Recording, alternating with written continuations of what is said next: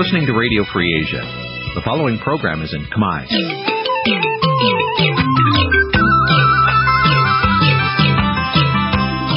Nǐ chi càm bi tiệp xáy vệt chiu a zì sáy.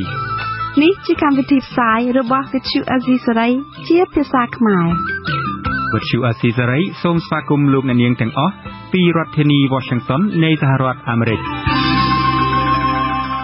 សួស្តីលោកអ្នកនាងកញ្ញាជាទីមេត្រីពីរដ្ឋធានី Washington ខ្ញុំបាទតាំងសារ៉ាដាសូមស្វាគមន៍លោកអ្នកស្ដាប់ទាំងអស់យើងខ្ញុំសូមជូនកម្មវិធីផ្សាយសម្រាប់ព្រឹកថ្ងៃប្រហ័ស800ខែផលគុណឆ្នាំមមីឆស័កពុទ្ធសករាជ2558ត្រូវនៅថ្ងៃទី12ខែមិនិនាគ្រិស្តសករាជ2015ជាដំបូងនេះសូមអញ្ជើញលោកអ្នកនាងស្ដាប់ព័ត៌មានប្រចាំថ្ងៃ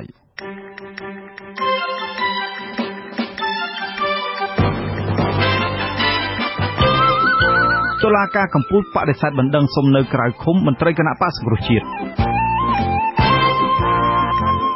ម៉ុងតញ្ញាវៀតណាម36នាក់ដែលប៉ូលីសខេត្តរតនគិរីចាប់បញ្ជូនទៅវៀតណាមអះអាងថាខ្លះបានបាត់ខ្លួន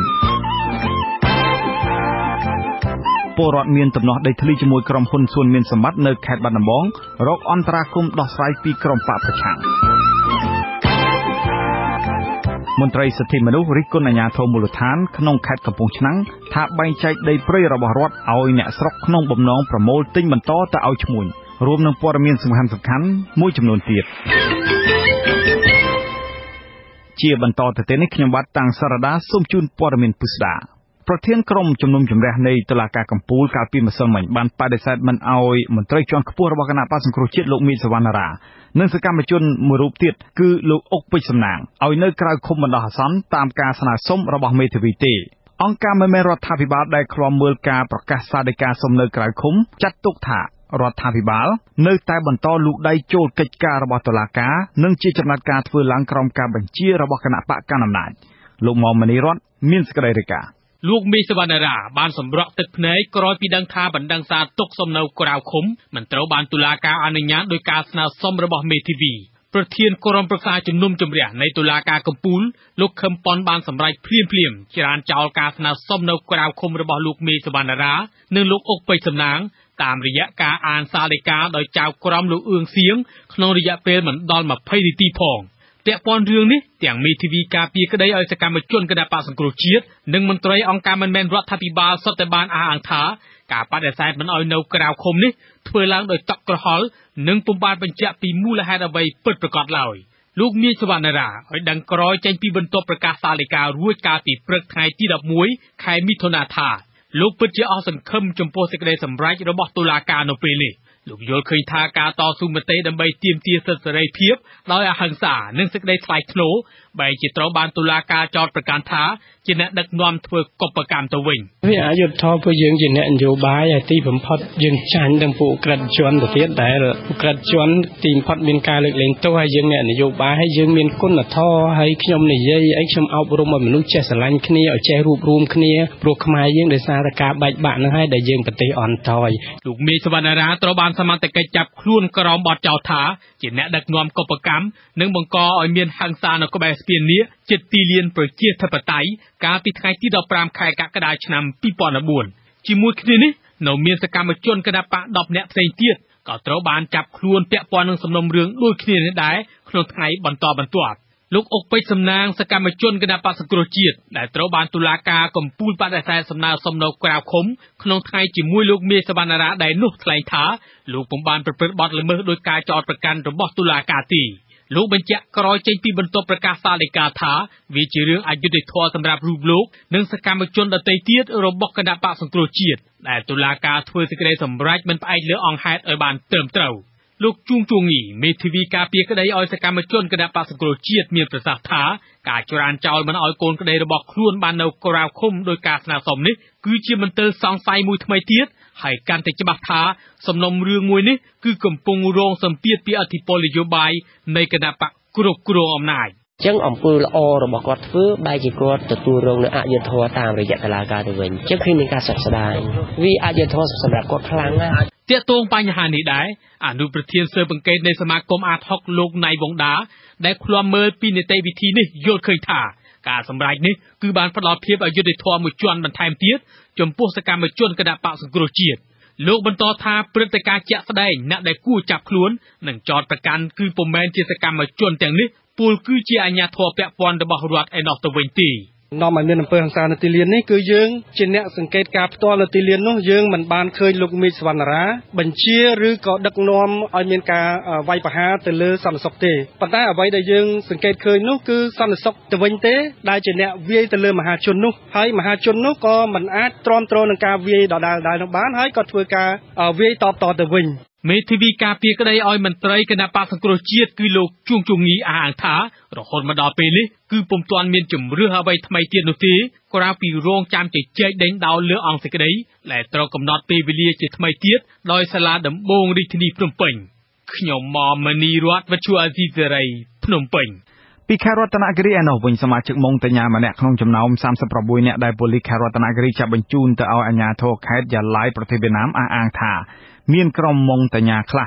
បាត់ខ្លួនមិនឃើញអាជ្ញាធរវៀតណាមបញ្ជូនមកលំនៅឋានវិញទេមន្ត្រីឃ្លាំមើលសិទ្ធិមនុស្សបារម្ភអំពីសុវត្ថិភាពអ្នកបាត់ខ្លួនទាំងនោះលោករដ្ឋាភិបាលរាយការណ៍យ៉ាងហោចណាស់ម៉ុងតាញា4នាក់ត្រូវបានគេរាយការណ៍ថាបាត់ខ្លួនបន្ទាប់ពីអាជ្ញាធរវៀតណាមទទួលយកម៉ុងតាញា36នាក់ពីប៉ូលីសខេត្តរតនគិរីកាលពីចុងខែកុម្ភៈបុរសម៉ុងតាញាមួយរូបសុំមិនបញ្ចេញឈ្មោះរៀបរាប់តាមទូរស័ព្ទពីស្រុកជីពើខេត្តយ៉ាឡៃមកថាសមាជិកក្រុមគេនៅភូមិជាមួយគ្នាមានគ្នា11នាក់ត្រូវបានអាជ្ញាធរខេត្តយ៉ាឡៃអនុញ្ញាតឲ្យត្រឡប់ទៅលំនៅឋានវិញដោយគ្មានដាក់ទោសទណ្ឌក៏ប៉ុន្តែសមាជិករួមក្រុម4នាក់រស់នៅភូមិជាមួយនឹងត្រូវចាប់បញ្ជូនទៅវិញជាមួយគ្នាមិនទាន់ឃើញត្រឡប់មកលំនៅឋានវិញនៅឡើយលោកបន្តថាមិនបានដឹងពីម៉ុងតាញាក្រុមផ្សេងទៀតថាតើពួកគេបានវិលទៅលំនៅឋានគ្រប់គ្នាឬបាត់ខ្លួនប៉ុន្មានអ្នកនោះទេ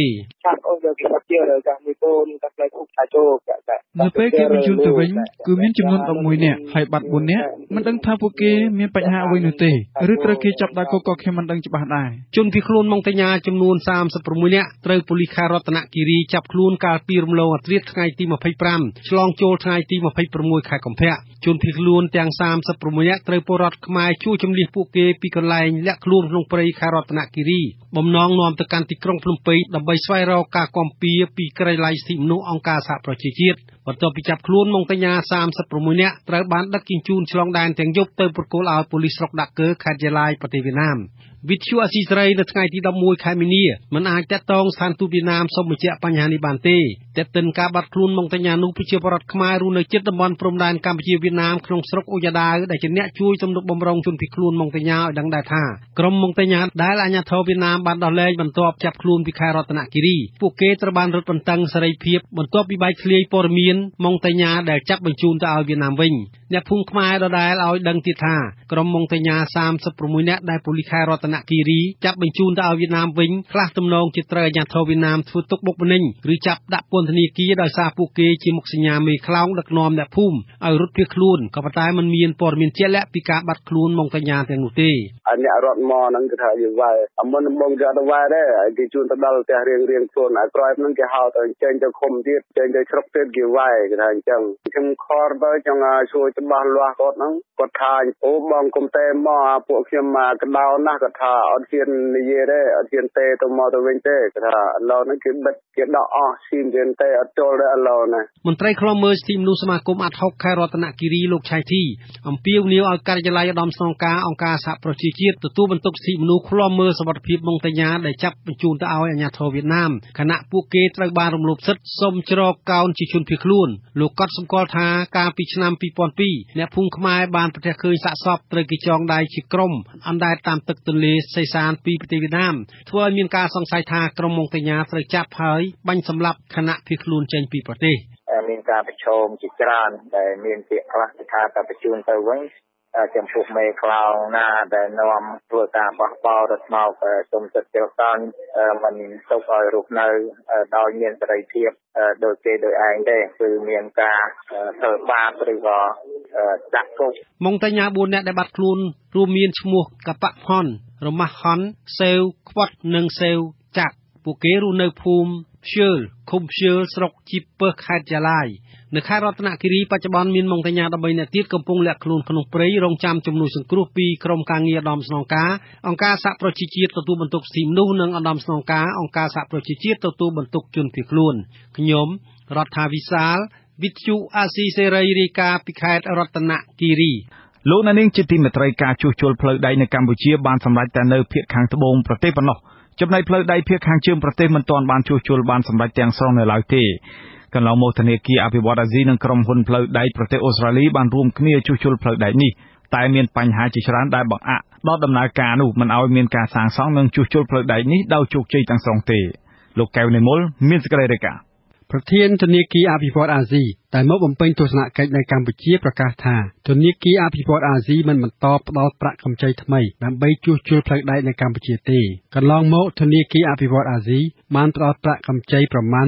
$142លានហើយដើម្បីជួសជុលផ្លូវដែកនៅកម្ពុជាថ្លែងនៅក្នុងឱកាសសន្និសីទកាសែតកាលពីថ្ងៃទី10មីនាក្នុងពេលបំពេញទស្សនកិច្ចការងារនៅកម្ពុជានិងក្រោយពីជួបជាមួយមន្ត្រីជាន់ខ្ពស់ដូចជាលោកនាយករដ្ឋមន្ត្រីហ៊ុនសែនជាដើមនោះលោកប្រធានធនាគារអភិវឌ្ឍន៍អាស៊ីតាកេហ៊ីតូណាកៅមានប្រសាសន៍ថាកម្ពុជាបានប្រើប្រាស់ប្រាក់កម្ចីធនាគារអភិវឌ្ឍន៍អាស៊ីក្នុងការជួសជុលផ្លូវដែកហើយផ្លូវដែកភាគខាងត្បូងប្រទេសពីទីក្រុងភ្នំពេញទៅកាន់ខេត្តព្រះសីហនុបានជួសជុលរួចនិងដំណើរការហើយចំណែកផ្លូវដែកភាគខាងជើងប្រទេសពីភ្នំពេញទៅកាន់ប៉ោយប៉ែតខេត្តបន្ទាយមានជ័យនោះមិនទាន់បានជួសជុលហើយទាំងស្រុងទេគម្រោងការជួសជុលផ្លូវដែកភាគខាងជើងប្រទេសនេះត្រូវការប្រាក់ប្រមាណ$75លានបន្ថែមទៀតលោកប្រធានធនាគារអភិវឌ្ឍន៍អាស៊ីបានប្រាប់អ្នកកាសែតឲ្យដឹងថាក្នុងពេលជួបជាមួយមន្ត្រីជាន់ខ្ពស់កម្ពុជាគ្មានការពិភាក្សាណាមួយទាក់ទងរឿងជួសជុលផ្លូវដែកដែលនៅសេសសល់នោះទេហើយលោកមានជំនឿថាប្រាក់ដើម្បីបន្តការជួសជុលនោះមិនមែនជាប្រាក់មកពីខាងធនាគារអភិវឌ្ឍន៍អាស៊ីទេទាក់ទងគម្រោងជួសជុលផ្លូវដែកតែមិនទាន់សម្រេចទាំងស្រុងនេះលោកអៀងវុធីប្រធានអង្គការសម្បធរមានប្រសាសន៍នៅថ្ងៃទី11មីនាថានេះជាកំហុសមួយរបស់ធនាគារអភិវឌ្ឍន៍អាស៊ីក្នុងការរួមចំណែករំលោភសិទ្ធិមនុស្សនៅកម្ពុជាហើយប៉ះពាល់ដល់ប្រជាពលរដ្ឋរស់នៅអមសងខាងផ្លូវដែកជាច្រើនពាន់នាក់ជាការធ្វើប្រហែលមួយពី ADP ដោយសារការសិក្សាដោយមិនស៊ីជម្រៅការសិក្សាដោយខ្វះចន្លោះទីមួយយើងឃើញថាប្រជាពលរដ្ឋមានផលប៉ះពាល់ហ្នឹងគឺផែនការដែលដាក់ចេញមកគោលនយោបាយដែលដាក់ចេញហ្នឹងគឺมันមានលក្ខណៈសមស្របជាពលរដ្ឋដោយយើងបានជួបជាមួយ ADP តាំងពី2010ដែលមុនក្នុងការដោះដូរប្រជាពលរដ្ឋយើងបានបញ្យល់ប្រាប់ ADP ថាប្រសិនបើយកគោលនយោបាយដែលខ្លួនបានអនុម័តហ្នឹងយកមកអនុវត្តទៅលើប្រជាពលរដ្ឋដែលប៉ះពាល់ហ្នឹងគឺពួកគាត់នឹងជួបបញ្ហាជីវភាពបញ្ហារស់នៅហើយ ADP ពេលនោះគឺអត់ស្ដាប់យើងបានន័យថានៅតែបន្តអនុវត្តគោលនយោបាយដែលមិនមានលក្ខណៈគ្រប់គ្រាន់ហ្នឹងអញ្ចឹងយើងឃើញថាពេលដែលមានការអនុវត្តប្រជាពលរដ្ឋបានសំណងតិចមែនទែនគ្រួសារខ្លះបានតែ500តិចជាង1000ក៏មានអញ្ចឹងយើងឃើញថាការដែលឲ្យសំណងវិញហ្នឹងគឺមិនមានលក្ខណៈគ្រាន់ទេវិទ្យុអាស៊ីសេរីតាក់ទងសូមការបកស្រាយពីមន្ត្រីអ្នកនាំពាក្យក្រសួងសាធារណការនិងដឹកជញ្ជូនអំពីរឿងប្រើប្រាស់ថវិកាធនាគារអភិវឌ្ឍន៍អាស៊ីជួសជុលផ្លូវដែកនេះតែលោកផែងសុវិជាណូមានប្រសាសន៍ថាលោកជាប់រវល់មិនទាន់អាចបកស្រាយបានទេប្រពន្ធមន្ត្រីអង្គការសមត្ថៈបានឲ្យដឹងថាមានប្រជាពលរដ្ឋជាច្រើនពាន់នាក់ទទួលផលប៉ះពាល់ដោយសារគម្រោងជួសជុលផ្លូវដែកទាំងនៅភាគខាងត្បូងនិងភាគខាងជើងប្រទេសប្រជាពលរដ្ឋជាង1000គ្រួសារត្រូវផ្លាស់ទីលំនៅនិងជាង4000គ្រួសារត្រូវបាត់បង់ដីយ៉ាងតិច7ម៉ែត្រអមសងខាងផ្លូវដែកនៅភាគខាងត្បូងនិងខាងជើងប្រទេសក្រៅពីនេះមានប្រជាពលរដ្ឋជាច្រើនអ្នកត្រូវបាត់បង់មុខរបរចិញ្ចឹមជីវិតជំពាក់បំណុលគេនិងកូនចៅត្រូវខានរៀនសូត្រខ្ញុំកែនិមលវិទ្យុអាស៊ីសេរីភ្នំពេញអាស៊ីសេរីលោកនាងជាទីមេត្រីពិធីបុណ្យទន្លេនឹងប្រារព្ធធ្វើឡើងជាលើកទី1នៅខេត្តក្រចេះនៅថ្ងៃទី13ខែមីនាខាងមុខនេះតើពិធីបុណ្យទន្លេមានសារៈសំខាន់យ៉ាងណាខ្លះលោកនាងនឹងបានស្ដាប់សេចក្តីរាយការណ៍អំពីរឿងនេះនៅក្នុងការផ្សាយរបស់យើងនាពេលបន្តិចទៀតលោកនាងជាទីមេត្រីមន្ត្រីសមាគមការពារសិទ្ធិមនុស្សអាត60បានហៅការបែងចែកដីរបស់អាជ្ញាធរមូលដ្ឋាននៅខេត្តកំពង់ឆ្នាំងទៅឲ្យពលរដ្ឋក្នុងបំណងប្រមូលទិញទៅឲ្យឈ្មួញឬក្រុមហ៊ុនឯកជនមិនស្គាល់ឈ្មោះនោះគឺជារឿងខុសច្បាប់ការរិះគន់នេះគឺនៅបន្ទាប់ពីតំណាងពលរដ្ឋចំនួន32គ្រួសារដាក់បណ្ដឹងមកសមាគមឲ្យជួយទប់ស្កាត់ការទិញលក់ដីនេះលោកចិនជាថាមានសេចក្តីរាយការណ៍នៅក្នុងពាក្យបណ្ដឹងដែលវិទ្យុអាស៊ីសេរីទទួលបាននៅថ្ងៃទី11ខែមីនាបង្ហាញថាក្រុមពលរដ្ឋដែលមានតំណែងចំនួន4នាក់នាំគ្នាផ្តិតមេដៃប្តឹងមេភូមិក្រាំងស្គរត្បូងឈ្មោះអ៊ូហួតនិងបកពួកថាបានគំរាមកំហែងបង្ខំឲ្យពលរដ្ឋលក់ដីទំហំជាង200ហិកតាទៅឲ្យឈ្មួញនៅក្នុងពាក្យបណ្ដឹងបញ្ជាក់ថាអាជ្ញាធរភូមិនិងក្រុមឈ្មួញបានគំរាមឲ្យលក់ដីទៅឲ្យគេក្នុង1ហិកតាតម្លៃ$150ក្រុមពលរដ្ឋស្នើឲ្យមន្ត្រីសមាគមអាត60ជួយ ជួយអន្តរាគមន៍មិនឲ្យក្រុមឈ្មួញឬក្រុមហ៊ុនធ្វើប្លង់កម្មសិទ្ធិរំលោភលើដីពួកគាត់ដែលពួកគាត់អះអាងថាបានកាន់កាប់និងអាស្រ័យផលតាំងពីអំឡុងឆ្នាំ1993រហូតមកក្រោយពីទទួលបានពាក្យបណ្ដឹងនេះមន្ត្រីសម្របសម្រួលសមាគមអាត6ប្រចាំខេត្តកំពង់ឆ្នាំងលោកសំច័ន្ទគាថ្លែងថាលោកនឹងចុះអង្កេតករណីនេះឆាប់ៗដើម្បីឲ្យដឹងច្បាស់ថាតើក្រុមពលរដ្ឋពិតជាមានដីកាន់កាប់នៅតំបន់នោះជាយូរមកហើយមែនឬអាជ្ញាធរមូលដ្ឋានទើបបែងចែកឲ្យពលរដ្ឋក្នុងបំណងប្រមូលទិញទៅឲ្យក្រុមហ៊ុនប៉ុន្តែតាមព័ត៌មានពីសហគមន៍បញ្ជាក់ថាទីតាំងនោះជាប្រភេទដីព្រៃបើប្រជាពលរដ្ឋនឹងប៉ះដីអាជ្ញាធរភូមិឃុំនឹងត្រូវស្នើមកឲ្យគណៈកម្មការគ្រប់គ្រងដីរដ្ឋធ្វើការបែងចែកដីសម្បត្តិសង្គមកិច្ចមិនមែននាំគ្នាបែងចែកដីរដ្ឋយកទៅចែកគ្នាលក់នោះទេការធ្វើនេះគឺជារឿងខុសច្បាប់ទាំងស្រុងអាជ្ញាធរខេត្តឬរដ្ឋបាលព្រៃឈើដែលបានដឹងជាកាតព្វកិច្ចរបស់ខ្លួននេះត្រូវតែប្តឹងមុខភាពកិច្ចសន្យាលក់ទិញទាំងអស់នោះចោលហើយយកដីទាំងអស់នោះយកមកគ្រប់គ្រងឆ្លើយតបបញ្ហានេះមេភូមិក្រាំងស្គៀត្បូងលោកអ៊ូហួតថ្លែងបញ្ជាក់ថាអ្នកភូមិរបស់លោកចំនួន370គ្រួសារក្នុងនោះបានព្រមព្រៀងលក់ដីទៅឲ្យឈ្មួញចំនួន361គ្រួសារដោយគ្រួសារនីមួយៗមានទំហំដី3ហិកតាស្មើៗគ្នាហើយបានលក់ក្នុង1ហិកតាតម្លៃ$150មែនលោកថាការលក់ដូរនេះអាជ្ញាធរមូលដ្ឋានមិនបានបង្ខិតបង្ខំពលរដ្ឋណាម្នាក់ទេពីព្រោះដីនោះជាដីឯកជនរបស់ពលរដ្ឋហើយភាគច្រើនពួកគាត់បានចូលកាន់កាប់នៅអំឡុងឆ្នាំ2004ប៉ុន្តែលោកទទួលស្គាល់ថាដីទាំងនោះមានផ្នែកខ្លះជាដីព្រៃរិចរិលដីរបស់ភូមិដែលឃុំបានចែកឲ្យនោះគឺគាត់ចាប់ដោយខ្លួនគាត់កាន់កាប់បំរុងនឹងឲ្យនិស្សិតវោអង្កលពីឆ្នាំ2012នោះក៏ប៉ុន្តែនិស្សិតវោទៅបានមកដល់វោដល់មកលើទៅគេទៅមកទិញគាត់លោកចិត្តរបស់គាត់ដល់ខ្ញុំថាម៉េចឥឡូវនោះយ៉ាងណាមន្ត្រីអង្គការក្រៅរដ្ឋាភិបាលចង់ឲ្យមន្ត្រីជំនាញរដ្ឋបាលព្រៃឈើចុះពិនិត្យជាក់ស្ដែងនិងទប់ស្កាត់ដោយមោគភាពឬលុបចោលកិច្ចសន្យាលក់ទិញប្រសិនបើពិនិត្យឃើញថាជាដីព្រៃរបស់រដ្ឋអាជ្ញាធរឃុំក្រាំងស្គៀបញ្ជាក់ថាបច្ចុប្បន្នមានប្រជាពលរដ្ឋចំនួន400គ្រួសារហើយដែលបានព្រមព្រៀងលក់ដីទំហំជាង900ហិកតាស្ថិតនៅភូមិក្រាំងស្គៀត្បូងនិងភូមិចំបក់ប្រាសាទនៃឃុំក្រាំងស្គៀខ្ញុំបាទចិនជេថាវិទ្យុអាស៊ីសេរីពីខេត្តកំពង់ឆ្នាំងពីខេត្តបាត់ដំបងឯនោះវិញដំណាងពលរដ្ឋដែលមានដំណោះដីធ្លីជាមួយក្រុមហ៊ុនសួនមានសម្បត្តិនៅស្រុកសំពៅលូននិងស្រុកភ្នំព្រឹកកាលពីម្សិលមិញបាននាំគ្នាសុំកិច្ចអន្តរាគមន៍ពីក្រុមប្រឹក្សាខេត្តនៃគណៈបក្សសង្គ្រោះជាតិដើម្បីដោះស្រាយបញ្ចប់ចំនួនឲ្យបានឆាប់ការស្វែងរកកិច្ចអន្តរាគមន៍នេះធ្វើឡើងបន្ទាប់ពីមានអ្នកភូមិស្វែងរកដំណោះស្រាយពីសំណាក់អាជ្ញាធរមូលដ្ឋានអស់រយៈពេលជាច្រើនឆ្នាំមកហើយតែពុំទទួលបានលទ្ធផលលោកហ៊ុំចម្រើនរាយការណ៍ក្រមប្រជាពលរដ្ឋនៅស្រុកជាប់ជាដែនខ្មែរថៃទាំងនោះរៀបរាប់ឲ្យដឹងថាការស្វែងរកកិច្ចអន្តរាគមន៍ពីក្រុមប្រឹក្សាខេត្តនេះជាជំរើសចុងក្រោយហើយរំពឹងថាជំរើសនេះនឹងទទួលបានជោគជ័យអាចទទួលយកបានទាំងសងខាងក្រមប្រជាពលរដ្ឋដែលមានដំណោះដីធ្លីថ្លែងប្រាប់គណៈស្វែងរកកិច្ចអន្តរាគមន៍ពីក្រុមប្រឹក្សាខេត្តនៅស្នាក់ការគណៈបក្សសង្គ្រោះជាតិខេត្តបាត់ដំបងនៅព្រឹកថ្ងៃទី11មីនាថា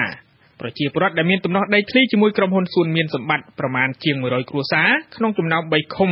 រួមមានឃុំសេរីមានជ័យឃុំជ្រៃសីមានៃស្រុកភ្នំព្រឹកនិងឃុំបួរស្រុកសំពៅលូនខេត្តបាត់ដំបងនិងមានផ្ទៃដីប្រមាណជាង1300ហិកតាអ្នកភូមិបញ្ជាក់ថាពួកគាត់បានកាន់កាប់ដីដែលមានដំណោះនោះតាំងពីឆ្នាំ2000រហូតមកទល់ឆ្នាំ2011គឺក្រុមហ៊ុនបានចុះទៅអភិវឌ្ឍដីនៅតំបន់នោះហើយបានប៉ះពាល់លើដីរបស់ប្រជាពលរដ្ឋក្រោយមកប្រជាពលរដ្ឋបានតវ៉ាឲ្យអាជ្ញាធរមូលដ្ឋានដោះស្រាយជាបន្តបន្ទាប់ប៉ុន្តែពុំទទួលបានលទ្ធផលទេអ្នកភូមិមានក្តីរំពឹងថាកិច្ចអន្តរាគមន៍របស់ពួកគេនេះជាជំរើសចុងក្រោយដែលអាចទទួលយកបានទាំងសងខាងពួកខ្ញុំទាមទារនៅកន្លែងតាមកន្លែងអាជ្ញាធរនៅក្នុងភូមិនិងស្រុកហ្នឹងអត់មានដំណោះស្រាយទោះបីជាពួកខ្ញុំដាក់ពាក្យដំណើរស្នើសុំហ្នឹងក៏អត់មានចូលមកចរចាដោះស្រាយជាមួយប្រជាពលរដ្ឋដែរទើបថ្ងៃនេះពួកខ្ញុំនឹងសម្រេចឡើងម្ដងនេះតែម្ដងឥឡូវមានតែខាងគាត់ហ្នឹងហើយដែលអ្នកនាំពាក្យឬក៏នាំឯកសារហ្នឹងទៅជួបចរចាជាមួយចៅហ្វាយខេត្តដើម្បីឲ្យរឿងហ្នឹងឲ្យមានដំណោះស្រាយដល់ប្រជាពលរដ្ឋឆ្លើយតបនឹងបញ្ហានេះមន្ត្រីក្រុមហ៊ុនសួនមានសម្បត្តិគឺលោកសួនមានប្រសាសន៍បញ្ជាក់ថាក្រុមហ៊ុនពុំមានចេតនាទៅរំលោភដីពីប្រជាពលរដ្ឋឡើយយ៉ាងនេះក្តីលោកស្វាគមន៍ចំពោះការដោះស្រាយរឿងដំណោះដីនេះជាមួយប្រជាពលរដ្ឋដោយមានអាជ្ញាធរពាក់ព័ន្ធនិងអង្គការសង្គមស៊ីវិលជាអាជ្ញាកណ្ដាលដើម្បីបញ្ចប់ជម្លោះដែលអាចទទួលបានទាំងសងខាង យើងអត់ដែរជំទាស់ទេគណៈសំខាន់គឺយើងដោះស្រាយឲ្យដោយសន្តិវិធីចឹងនិយាយណាកុំឲ្យខាងណារំលោភលើខាងណាពួកខ្ញុំចង់អញ្ជើញគណៈកម្មការរួមដែលមានគណៈកម្មការចម្រុងទៅមើលខាងណាវារំលោភលើសិទ្ធិខាងណាចឹងណាព្រោះដីនេះបន្ទាប់ពីខាងយុវជន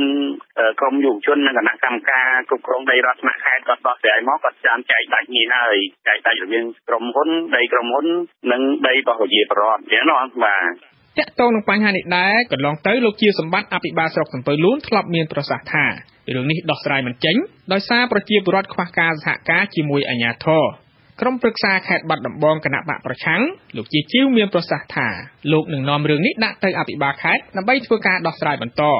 លោកជឿជាក់ថារឿងទំនាស់ដីធ្លីរវាងប្រជាពលរដ្ឋនិងក្រុមហ៊ុនសួនមានសម្បត្តិនឹងដោះស្រាយបញ្ចប់ក្នុងពេលឆាប់ៗមន្ត្រីសម្របសម្រួលអង្គការលីកាដូខេត្តបាត់ដំបងលោកសុនទឹកមានប្រសាសន៍ថាលោកស្វាគមន៍ចំពោះការឆ្លើយតបពីការចូលរួមដោះស្រាយពីសំណាក់ក្រុមហ៊ុននេះទោះយ៉ាងនេះក្តីលោកថារឿងទំនាស់នេះអាចបញ្ចប់ទៅបានលុះណាភាគីទាំងសងខាងសហការគ្នាដោះស្រាយដោយសន្តិវិធីនិងលះបង់ការយកឈ្នះចាញ់ពីគ្នាទៅវិញទៅមកខ្ញុំហុំចម្រើនវិទ្យុ RCC ពីខេត្តបាត់ដំបងចំនួនកាន់កាប់ដីទំហំជិត1ហិកតានៅក្នុងសង្កាត់ភ្នំពេញថ្មីបានអូសបន្លាយជាង10ឆ្នាំរហូតដល់ប្តឹងទៅតុលាការ3ថ្នាក់តាំងពីឆ្នាំ2005មកប៉ុន្តែនៅថ្ងៃទី27ខែកុម្ភៈឆ្នាំ2015អัยការអមសាលាដំបងរាជធានីភ្នំពេញបានជូនដំណឹងឲ្យពលរដ្ឋ163គ្រួសារនិងអាជ្ញាធរខណ្ឌសែនសុខចូលរួមអនុវត្តសាធិការស្ថាពរលេខ75 ឆរបស់តុលាការកំពូលដែលនឹងអនុវត្តនៅថ្ងៃទី12ខែមិនិនាអ្នកស្រីអុកសាវរីរាយការណ៍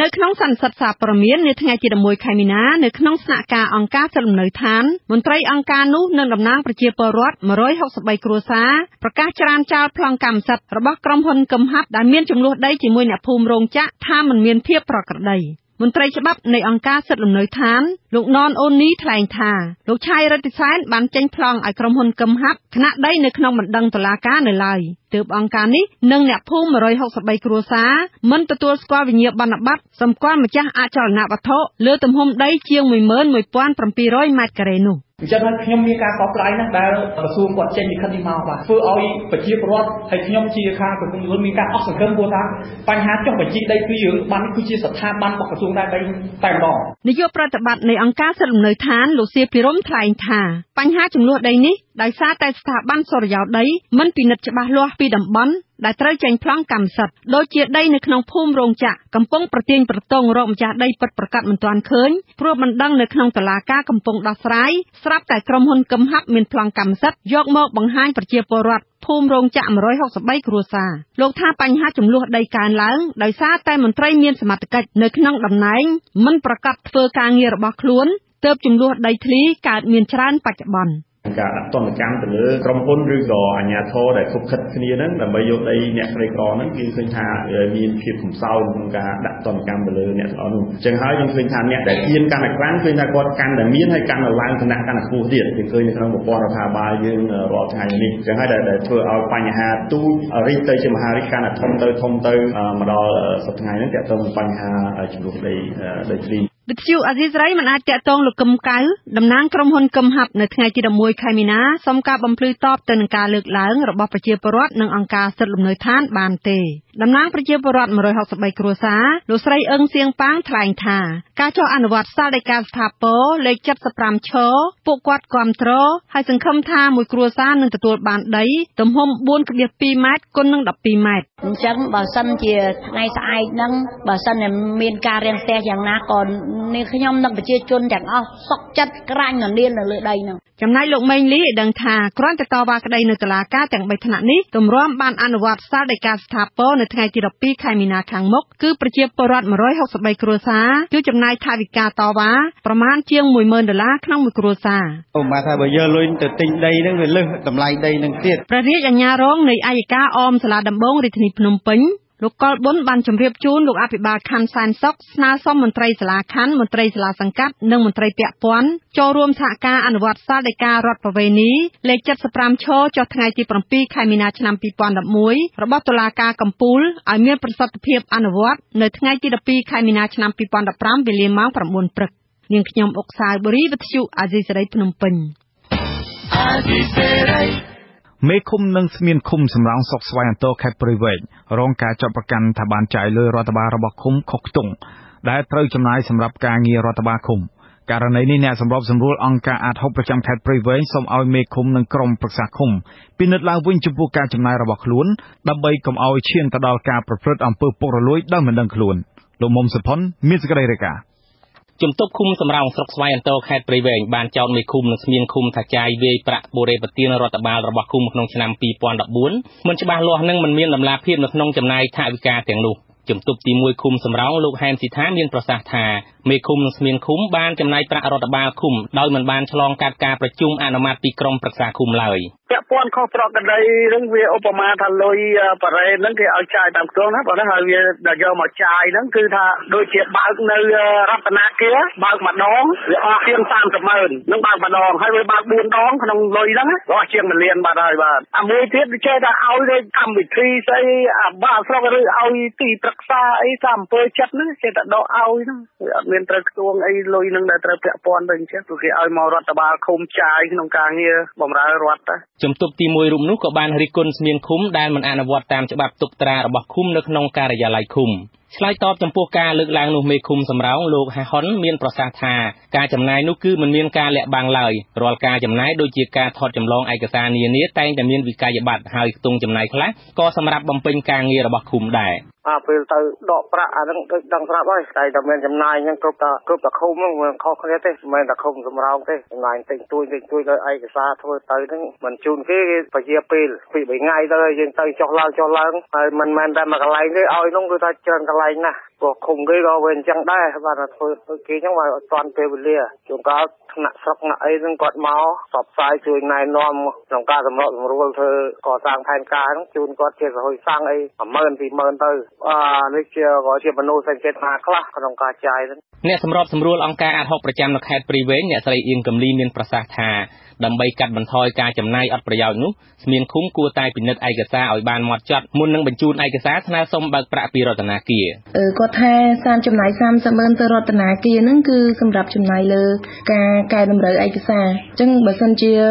អាជ្ញាធរឬក៏ស្មៀនឃុំហ្នឹងគាត់ចាយតាមអ្វីដែលគេបានកំណត់មកមានឯកសារច្បាស់លាស់តាមគោលការណ៍របស់គេឯកសារដូចជាមិនខុសហើយក៏ដូចជាមិនត្រូវចំណាយអីទៅឲ្យខាងរដ្ឋាភិបាលគេ 30,000 ដែរអ្នកសម្របសម្រួលអង្គការអាត6ប្រចាំនៅខេត្តព្រៃវែងសូមឲ្យមេឃុំនិងស្មៀនឃុំពិនិត្យមើលរាល់ការចំណាយនោះឡើងវិញជាជាងធ្វើការងាររបស់ខ្លួនហើយឈានដល់ការប្រព្រឹត្តអំពើពុករលួយដោយមិនដឹងខ្លួនខ្ញុំមុំសុផុនវិទ្យុអាស៊ីសេរីរាយការណ៍ពីខេត្តព្រៃវែង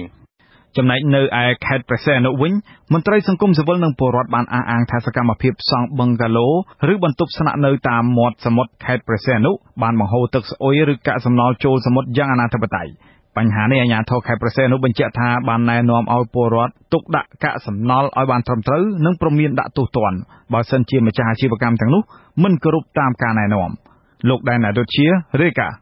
ប្រជាពលរដ្ឋខេត្តព្រះសីហនុបង្ហាញការព្រួយបារម្ភលើគ្រាអាជ្ញាធរខេត្តព្រះសីហនុបានអនុញ្ញាតឲ្យមានការសង់បឹងហ្គាឡូឬបន្ទប់ជួលនៅតាមឆ្នេរអូរត្រេះអាណាធិបតេយ្យក្រមប្រជាពលរដ្ឋបានអះអាងថាការសង់សំណង់បឹងហ្គាឡូឬបន្ទប់ជួលនៅតាមឆ្នេរអូរត្រេះបានប៉ះពាល់ដល់បរិស្ថានធ្ងន់ធ្ងរដោយសារការទុកដាក់កាកសំណល់រឹងរាវមិនបានត្រឹមត្រូវក្រមប្រជាពលរដ្ឋនិងមន្ត្រីសង្គមស៊ីវិលបានស្នើដល់ថ្នាក់ដឹកនាំខេត្តព្រះសីហនុឲ្យជួយពិនិត្យអំពីភាពមិនប្រក្រតីនៃការបង្ហូរទឹកស្អុយឬកាកសំណល់ចេញពីបឹងហ្គាឡូឬបន្ទប់ជួលដែលសង់នៅជាប់មាត់សមុទ្រនៃឆ្នេរអូរត្រេះខេត្តព្រះសីហនុដោយការទទួលខុសត្រូវខ្ពស់វាកាកសំណល់ដែលហូរចូលក្នុងសមុទ្រក្នុងអីហ្នឹងវាធ្វើឲ្យមនុស្សចុះលេងហ្នឹងវាលែងធម្មជាតិវាទៅជាលមាស់ទៅជាអីចឹងណាអាហ្នឹងជាការព្រួយបារម្ភជាបញ្ហាមួយធំណាស់ប៉ះពាល់ផ្នែកបរិស្ថានតែទានបញ្ហានេះលោកចិនសរិនអភិបាលក្រុងព្រះសីហនុមានប្រសាសន៍ថាអាជ្ញាធរមិនអនុញ្ញាតឲ្យមានការសាងសង់សំណង់រឹងនៅតាមឆ្នេរពិសេសឆ្នេរអូរត្រេះនោះទេលោកបញ្ជាក់ថារាល់ការសំណល់រឹងរាវផ្សេងគឺអាជ្ញាធរបានណែនាំឲ្យមានការទុកដាក់ឲ្យបានត្រឹមត្រូវបើមិនដូច្នេះទេនឹងទទួលពិន័យធ្ងន់ធ្ងរកន្លងទៅយើងណែនាំឲ្យគាត់មានស្តុកអីតែពិតសំណងហ្នឹងគឺតាំងពីដើមមកវាបដោះសំទេណាហើយយើងមានគម្រោងនឹងគឺការឲ្យរុះរើចេញដើម្បីរៀបចំជាសួនសាធារណៈតែដល់ឥឡូវហ្នឹងយើងគម្រោងជាមួយនឹងអាជ្ញាធរខេត្តនិងក្រសួងទេសចរអត់ទាន់ចេញដំណើរអញ្ចឹងអ្វីដែលនៅកន្លងទៅនោះគឺរក្សាប៉ុណ្ណឹងហើយព្យាយាមបញ្យល់ណែនាំគាត់ឲ្យរក្សាទុកដាក់នៃកាកសំណល់ហ្នឹងនៅនឹងកន្លែងដើម្បីបូមចេញអត់ឲ្យហូរចូលទេស្រដៀងគ្នាដែរលោកឈិតសខុនអភិបាលខេត្តព្រះសីហនុមានប្រសាសន៍ថា ជាការតាក់ទាញចំនួនភ្ញៀវទេសចរចូលមកទស្សនាខេត្តនេះបានច្រើននាថ្ងៃអនាគតអាជ្ញាធរខេត្តមិនអនុញ្ញាតឲ្យមានសំណង់រឹងសង់នៅតាមឆ្នេរនោះទេប៉ុន្តែបើមានការរំលោភបំពានបំរាមនេះនឹងមានវិធានការតាមផ្លូវច្បាប់ឧទាហរណ៍នៅតាមឆ្នេរយើងជាង170គីឡូហ្នឹងគឺគេអាចសង់ជាចុះ10ម៉ែត្រ1អញ្ចឹងទៅឲ្យរៀបចំផ្លូវនឹងឲ្យស្អាតអញ្ចឹងទៅដើម្បីភ្ញៀវទេសចរប៉ុន្តែអាការដែលសង់នៅលើនេះគឺយើងត្រូវទៅណែនាំធ្វើយ៉ាងម៉េចឲ្យបរិស្ថាននឹងលេខ1សម្រាមទឹកកខ្វក់គឺយើងត្រូវទៅណែនាំគាត់ឲ្យបានតែទិនបញ្ហានេះលោកប៊ុនរដ្ឋមន្ត្រីសម្របសម្រួលអង្គការលីកាដូខេត្តព្រះសីហនុទទួលស្គាល់ថាពិតជាមានការសាងសង់បឹងកាឡូនិងបន្ទប់ជួលនៅតាមឆ្នេរអូត្រេសពិតមែនទស្សនាដល់អាជ្ញាធរខេត្តព្រះសីហនុឲ្យជួយពិនិត្យមើលសំណង់រឿងនៅតាមឆ្នេរអូត្រេសនិងទុកដាក់កាកសំណល់ឲ្យបានត្រឹមត្រូវអភិបាលខេត្តឬក៏អភិបាលក្រុងហ្នឹងគួរតែរៀបចំប្រព័ន្ធហ្នឹងឲ្យបានល្អបាទរៀបចំប្រព័ន្ធកាកសំណល់រឹងកាកសំណល់រាវហ្នឹងគឺធ្វើម៉េចឲ្យវាមានប្រព័ន្ធវាល្អហើយកុំចាំដល់តែវាធ្វើឲ្យខូចផលប៉ះពាល់ទៅលើសមុទ្រឬក៏ហើយបានដោះស្រាយហ្នឹងគឺអត់ល្អចង់ឲ្យមាន plan មួយរៀបចំប្រព័ន្ធមួយរចនាសម្ព័ន្ធឲ្យហើយសម្រាប់ការពារជាតិពុលហ្នឹងបាទយ៉ាងណាក៏ដោយក្រមប្រជាប្រដ្ឋនិងមន្ត្រីសង្គមស៊ីវិលមួយចំនួននៅខេត្តព្រះសីហនុបានស្នើដល់ថ្នាក់ដឹកនាំខេត្តព្រះសីហនុត្រូវពិនិត្យការទុកដាក់កាកសំណល់រឹងរាវឲ្យបានត្រឹមត្រូវដែលនាយកជាវិទ្យុអាស៊ីសេរីខេត្តព្រះសីហនុអាជីវករកាប់ជ្រូកនិងគោនៅផ្សារសំរោងខេត្តតាកែវនៅថ្ងៃទី11ខែមីនាម្សិលមិញតវ៉ាថាក្រុមហ៊ុនម៉ៅការសត្វតាឃាតរបស់លោកហុយហៀងប្រើប្រព័ន្ធតុលាការគៀបសង្កត់ពួកគាត់ឲ្យបង់ភាសីលើសកំណត់ក្នុងសិភៅបន្ទុកលោកវ៉ាហាជាតិរាយការណ៍អាជីវករបករបរខាងសត្វតាឃាតផ្សារសំរោងយ៉ងបានអះអាងថាមន្ត្រីតុលាការខេត្តតាកែវអមដោយកម្លាំងប្រដាប់អាវុធបានចុះទៅប្រកាសសាលិកាកាលពីថ្ងៃទី10មីនាបង្ខំឲ្យអាជីវករបង់ភាសីនៅក្នុងការធ្វើអាជីវកម្មសត្វជ្រូកក្នុងមួយក្បាល 8,500 រៀលនិងគោមួយក្បាល 9,500 រៀលដែលពួកគាត់អះអាងថាតម្លៃនេះលើសថ្លៃកំណត់ក្នុងសិភៅបន្ទុកដែលប្រកាសដោយក្រសួងពាណិជ្ជកម្មកន្លងមកពួកគាត់បានអះអាងថាការប្រកាសសាលិកានេះធ្វើឡើងតាមពាក្យបណ្ដឹងរបស់ក្រុមហ៊ុនម៉ៅការរបស់លោកហុយហៀងដែលបានប្តឹងអាជីវករមិនព្រមបង់ភាសីឲ្យក្រុមហ៊ុនម៉ៅការតាមការកំណត់អាជីវករឈ្មោះគីលៀងហាក់និងលោកអ៊ីហ៊ុនបានត្អូញត្អែថាដោយឃើញកម្លាំងប្រដាប់អាវុធនិងសាលិការបស់តុលាការដូច្នេះក្រុមអាជីវករក៏លែងហ៊ានតវ៉ារួចក៏ព្រមផ្តិតមេដៃតាមសេចក្តីប្រកាសរបស់ฎីកានោះទាំងបង្ខំចិត្តមានន័យតវ៉ានេះកើតបើគេយកសាលក្រមតុលាការមកប្រកាសបើយើងមិនបង់គេនឹងអាជីវកម្មរបស់យើងហើយយើងជីវកម្មចង់កាលណាដាច់មកអស់តែគេគៀបយើងត្រូវតែបង់ឲ្យគេយើងមិនព្រមបង់ឲ្យគេនឹងបាត់ជីវកម្មរបស់យើងនិយាយរួមគេដាក់ចំណុចឲ្យយើងគឺអត់ឲ្យយើងតវ៉ាឲ្យហងគេដឹងឲ្យយើងធ្វើតាមហ្នឹងចូលដល់លក្ខណៈជាសង្កត់បើតុលាការអីណាគេហ៊ានគេអត់មាននិយាយរឿងចម្លើយរបស់យើងគេនិយាយតែពាក្យបណ្ដឹងមកគេធ្វើតាមពាក្យបណ្ដឹងតែដូចជាបខំចឹងគេឲ្យយើងផ្តិតមេដៃអស់ហើយគ្រប់គ្នាអស់ហើយក្រុមអាជីវករទាំងនោះបានតវ៉ាមិនព្រមបង់ថ្លៃភាសីដែលកំណត់ឲ្យក្រុមហ៊ុនម៉ៅការហុយហៀងអស់ជាច្រើនខែមកហើយក្រុមអាជីវករម្នាក់ទៀតឈ្មោះប៉ាតសៀងបានបញ្ជាក់ថាតម្លៃភាសីដែលក្រសួងពាណិជ្ជកម្មកំណត់នោះគឺជ្រូកមួយក្បាលតែ 4,500 រៀលនិងគោមួយក្បាល 5,000 រៀលតែប៉ុណ្ណោះហើយលោកយល់ថាក្រុមហ៊ុនដែលទារថ្លៃលើនេះគឺជារឿងខុសច្បាប់ចេញមកទាំងមានត្រាមអីត្រឹមត្រូវចេញពីក្រសួងមកទាំងអស់ហ្មងមានតែយុទ្ធសាស្ត្រប៉ុន្តែបើ 8,500 នៅមានឯកសារណាដែលត្រូវឲ្យមានស្របច្បាប់ផងប៉ុន្តែលោកហុយហៀងម្ចាស់ក្រុមហ៊ុនម៉ៅការសត្វតាឃាតផ្សារសំរោងយ៉ងឆ្លើយថាតម្លៃភាសីដែលលោកយកនេះគឺត្រឹមត្រូវទៅតាមច្បាប់ព្រោះលោកមានកិច្ចសន្យាធ្វើអាជីវកម្មនេះពីសាលាខេត្តតាកែវហើយជាងនេះទៀតនោះលោកបញ្ជាក់ថាលោកត្រូវបង់ថ្លៃភាសីទៅឲ្យមន្ទីរផ្សេងថែមទៀតអញ្ចឹង 8,500 ហ្នឹងមកខ្ញុំបាន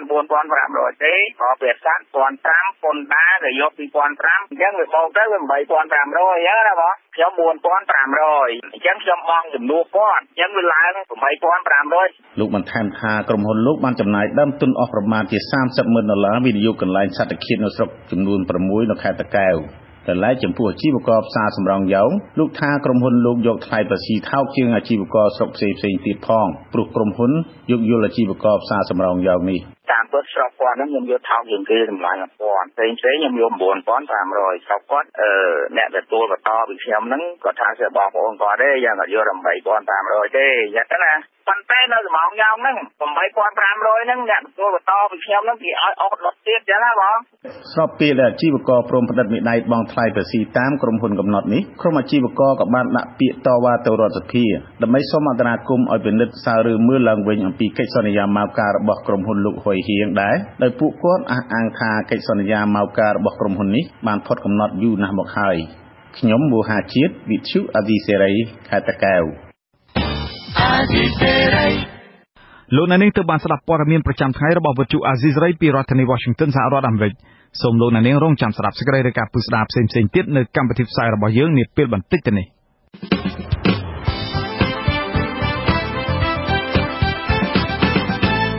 លោកអ្នកនាងអ្នកស្ដាប់ជាទីមេត្រីនៅក្នុងកម្មវិធីផ្សាយជាបន្តទៅទៀតនេះយើងខ្ញុំមានសេចក្តីរាយការណ៍ស្ដីអំពីខេត្តក្រចេះត្រៀមខ្លួនទទួលបនទន្លេពលរដ្ឋជនជាដើមភាគតិចនៅខេត្តរតនគិរីបដិសេធមិនយកអំណោយពីក្រុមហ៊ុនហេងហៀបនីតិសុខភាពប្រចាំសប្តាហ៍ស្ដីអំពីរបបអាហារគឺជាកត្តាសំខាន់សម្រាប់ធ្វើឲ្យមនុស្សយើងមានតុល្យភាពរវាងផ្លូវកាយនិងផ្លូវចិត្តហើយនៅចុងក្រោយគឺជាព័ត៌មានបញ្ចប់សូមអញ្ជើញលោកអ្នកនាងស្ដាប់កម្មវិធីផ្សាយរបស់យើងខ្ញុំជាបន្តទៅទៀតដោយមេត្រី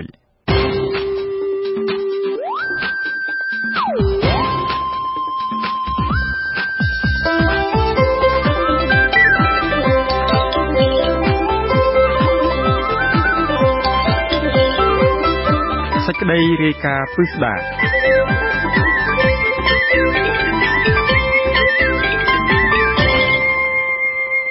លោកអ្នកនាងជាទីមេត្រីពលរដ្ឋនិងអាជ្ញាធរកំពុងរៀបចំពិធីបុណ្យទន្លេដែលប្រារព្ធលើកទី1នៅខេត្តក្រចេះនៅថ្ងៃទី13ខែមីនាស្អែកនេះអាជ្ញាធរខេត្តក្រចេះកំពុងរៀបចំតុបតែងនៅតាមជួរដងទន្លេមេគង្គដែលជាទីកន្លែងធ្វើពិធីយ៉ាងស្រស់ឆើតឆាយដូចគ្នានេះដែរអាជ្ញាធរនិងពលរដ្ឋអះអាងថាខ្លួនរៀបចំរួចរាល់ហើយដើម្បីទទួលភ្ញៀវជាតិនិងអន្តរជាតិរាប់ម៉ឺននាក់ដែលត្រៀមមកទស្សនាខេត្តភាគឦសានមួយនេះ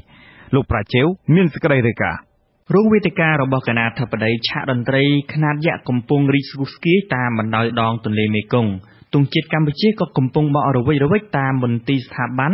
និងនៅមុខផ្ទះរបស់ប្រជាពលរដ្ឋពាក្យពេចន៍ខេត្តក្រចេះសូមស្វាគមន៍អបអរសាទរបុណ្យទន្លេបង្ហាញសម្រស់អមដោយភ្លើងពណ៌ចម្រុះគួរជាទីគយគន់ក្នុងពេលរាត្រីទាំងនេះគឺជាអ្វីដែលក្រុមអាជ្ញាធរនិងពលរដ្ឋខេត្តក្រចេះត្រៀមខ្លួនទទួលបុណ្យទន្លេនៅថ្ងៃទី13, 14និងថ្ងៃទី15ខែមីនាដូចគ្នានេះដែរពលរដ្ឋនិងអាជ្ញាធរអះអាងថាខ្លួនរៀបចំរួចរាល់អស់ហើយដើម្បីទទួលភ្ញៀវជាតិនិងភ្ញៀវអន្តរជាតិរាប់ម៉ឺននាក់ដែលនឹងមកទស្សនាខេត្តភាគឦសានមួយនេះអ្នកលក់ដូងខ្ចីម្ដុំមាត់ទន្លេលោកស្រីប្រាក់ហឿនរៀបរាប់ថាលោកស្រីត្រៀមខ្លួនរួចហើយសម្រាប់បុណ្យទន្លេដោយរៀបចំផ្ទះសម្បែងនិងត្រៀមដូងខ្ចីរាប់រយផ្លែដើម្បីលក់ឲ្យភ្ញៀវទេសចរលោកស្រីក៏អះអាងដែរថាមិនដំឡើងថ្លៃដូងឲ្យខុសពីថ្ងៃលក់ធម្មតានោះទេខ្ញុំឲ្យលក់ទៅលក់តែដូងដែរនោះសម្រាប់បងប្អូនយើងដូចថាសេកអីចឹងទៅយើងលក់ឲ្យទៅណាហ្នឹងហើយអញ្ចឹងទៅគ្នាដើរទៅខ្សត់ខ្សោយចឹងលក់ទៅចាញៀមអញ្ចឹងសម្រាប់អញ្ចឹងថានឹកទៅទាំងគេទាំងយើងទៅអញ្ចឹងទៅដោយអត់មានអីយើងសង្ឃឹមយើងថាយើងអ្នកលក់ណាមានធៀមទឹកសុទ្ធទឹកអីគ្រប់មុខដែរមានកម្រងថ្ងៃហ្នឹងលក់ដូងតម្លៃដូចធម្មតាឬចាតម្លៃលឹកបន្តិច500ចារត់ដង2000ឲ្យលក់2500មិនដល់ឡើងឡើងទៅដូងខ្សត់ដែរហួរឡើងចង់បានហើយឡើងផលិតផលប្រចាំភូមិសាស្ត្ររបស់ខេត្តក្រចេះដែលរួមមានក្រឡាននិងណែមសាច់ត្រីនិងបង្ហាញវត្តមាននៅក្នុងពិធីនោះទោះបែបនេះក្តីនៅតាមសងខាងផ្លូវដែលក្រុងធ្វើពិធី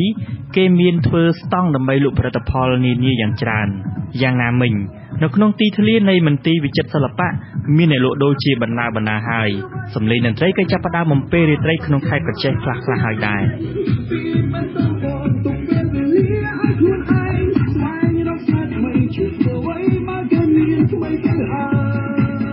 លោកស្រីទិតសិននេះជាអ្នកលក់ខោអាវម្នាក់មានប្រសាសន៍ថាលោកស្រីសុខចិត្តលក់ចំណេញតិចដើម្បីលក់ឲ្យបានច្រើនគឺប្រសើរជាងលក់ថ្លៃប៉ុន្តែពុំសូវមានអ្នកមកទិញលោកស្រីរំពឹងថាបុណ្យទន្លេនៅថ្ងៃខាងមុខនឹងមានភ្ញៀវទិញអីវ៉ាន់របស់លោកស្រីច្រើនកបោស្បែកជើងខោកីឡាឈុតរ៉ូបហើយបុណ្យទន្លេលក់តម្លៃធូរថ្លៃជាងធូរអូនធូរថ្លៃជាងលក់តែបញ្ចុះតម្លៃចុះបើយើងលក់យកអញ្ចឹងដើម្បីយកលក់ដាច់អីវ៉ាន់ច្រើនបើយើងលក់ថ្លៃតម្លៃខែទីផ្សារគេនៅចាំទិញផ្សាយអញ្ចឹងអូនអាជ្ញាធរខេត្តក្រចេះនិយាយថាខ្លួនមានមោទនភាពដែលរដ្ឋាភិបាលប្រគល់ភារកិច្ចរៀបចំបុណ្យទន្លេដែលជាបុណ្យលើកដំបូងនាសម័យកាលនេះអាជ្ញាធរអំពាវនាវឲ្យអាជីវករលក់ដូរនៅក្នុងវិស័យទេសចររួមមានផ្ទះសំណាក់សន្តាគារនិងអ្នកលក់គ្រឿងហូបចុកគុំដំឡើងថ្លៃខុសប្រក្រតីអាជ្ញាធរក៏រៀបចំទីធ្លាសាធារណៈមួយចំនួននិងស្នើឲ្យវត្តអារាមត្រៀមខ្លួនទទួលភ្ញៀវទេសចរព្រោះពួកគេប្រមាណថាផ្ទះសំណាក់សន្តាគារមិនអាចបំពេញតម្រូវការទៅនឹងចំនួនមនុស្សដែលមកចូលរួមបុណ្យទន្លេឡើយចៅអធិការវត្តសេរីសន្ធរវង្សហៅវត្តក្រចេះប្រជាជនជួនស៊ីអ៊ីមមានធរដីកាថាវត្តព្រះអង្គរៀបចំសម្អាតលាបថ្នាំខ្លោងទ្វារនិងរបងប្រជាជនបន្តថាទីវត្តអារាមនេះ និងវត្តអារាមផ្សេងទៀតស្វាគមន៍ការមកស្នាក់នៅរបស់ភ្ញៀវទេសចរក្នុងរយៈពេលបុណ្យទន្លេនិយាយចំនៅក្នុងវត្តអារាមទាំងមូលត្រូវសម្អាតទាំងសួនច្បារអ្វីៗទាំងអស់ដើម្បីជាការអបអរសាទរហើយមួយទៀតយើងត្រូវតែចូលរួមដាច់ខាតក្នុងការរៀបចំបរិស្ថានវត្តអារាមទាំងមូលដើម្បីគាំទ្រនិងដើម្បីលើកកិត្តិយសតម្លៃនៃការរៀបចំពិធីបុណ្យទន្លេក៏ដូចជាចូលរួមជាមួយនឹងក្រសួងទេសចរហើយជាពិសេសចូលរួមជាមួយថ្នាក់ដឹកនាំខេត្តទាំងមូលដែលលោកបានទទួលការងាររៀបចំពិធីបុណ្យទន្លេជាផ្លូវការដើម្បីការពារសុវត្ថិភាពក្នុងពិធីនេះសមត្ថកិច្ចត្រៀមកម្លាំងប្រមាណជាង200នាក់ប្រចាំការក្នុងរយៈពេលបុណ្យទន្លេដែលមានរយៈពេល3ថ្ងៃអភិបាលរងខេត្តក្រចេះលោកខាន់ចំណានឲ្យដឹងថាអាជ្ញាធរខេត្តរៀបចំស្ទើររួចរាល់ដល់ហើយដើម្បីទទួលស្វាគមន៍បុណ្យទន្លេលោកខាន់ចំណានថាក្រុមអាជីវករក្នុងវិស័យទេសចរបានសន្យាជាមួយអាជ្ញាធរថាពួកគេមិនដំឡើងថ្លៃសេវាកម្មក្នុងឱកាសបុណ្យទន្លេនោះទេធ្វើឲ្យខាងមន្ទីរទេសចរហើយនឹងខាងក្រុងបាទគេបានចុះផ្សព្វផ្សាយហើយជាពិសេសគឺសេវាទេសចរបាទលើសេវាទេសចរដែលមានបាទហើយនឹងទីតាំងទេសចរផ្សេងៗដូចជានៅកម្ពុជាដូចជានៅលងសោតអីហ្នឹងគឺបានទីទេសចរបានធ្វើការផ្សព្វផ្សាយហើយពេលយើងផ្សព្វផ្សាយគាត់ថាគាត់អនុវត្តតាមគាត់មានឲ្យគាត់បាទតែចាំមើលជាក់ស្ដែងយើងនឹងតាមដានកិច្ចការនឹងតទៀតពិធីនេះត្រូវគេរំពឹងទុកថានឹងមានភ្ញៀវទេសចរជាតិនិងអន្តរជាតិចូលរួមច្រើនកកនិងទន្ទឹមនឹងការចូលរួមចំណែកលើកស្ទួយវិស័យទេសចរក្នុងប្រទេសកម្ពុជាគេក៏ចង់បង្ហាញពីសារៈសំខាន់នៃទន្លេផងដែរអាជ្ញាធរខេត្តរំពឹងថាភ្ញៀវជាតិនិងភ្ញៀវអន្តរជាតិប្រមាណ 100000 នាក់នឹងចូលរួមពិធីនេះជាពិសេសគឺប្រជាពលរដ្ឋរស់នៅក្បែរខេត្តក្រចេះរួមមានខេត្តស្ទឹងត្រែងមណ្ឌលគិរីរតនគិរីត្បូងឃ្មុំកំពង់ធំសៀមរាបកំពង់ចាមព្រមទាំងប្រជាពលរដ្ឋរស់នៅរាជធានីភ្នំពេញខ្ញុំប្រាជេវុទ្ធុអាស៊ីសេរីរាយការណ៍ពីខេត្តក្រចេះ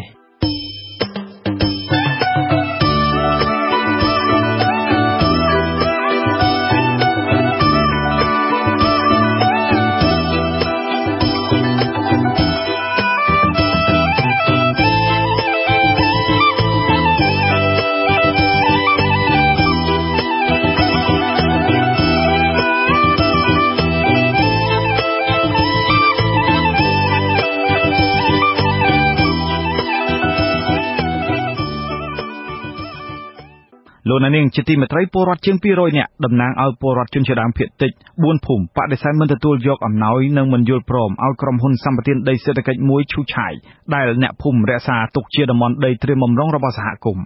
មន្ត្រីឃ្លាំមើលសិទ្ធិមនុស្សអំពាវនាវឲ្យក្រសួងកសិកម្មត្រួតពិនិត្យឡើងវិញអំពីលិខិតបទដ្ឋាននិងកិច្ចសន្យាស្ដីពីការផ្ដោតដីសម្បត្តិរបស់ក្រុមហ៊ុនមួយនេះលោករដ្ឋាភិបាលមានសេចក្តីរាយការណ៍